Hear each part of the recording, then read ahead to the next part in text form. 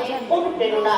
আসুন পুজোর আনন্দকে আরো রঙিন ও সুন্দর করে তুলুন নতুন শাড়ির সাজে।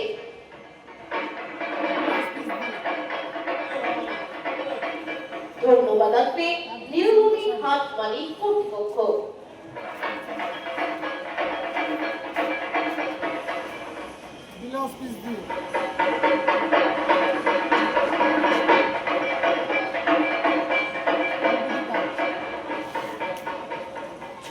আনন্দ সংবাদ, পূজার সংবাদ, আনন্দ সংবাদ।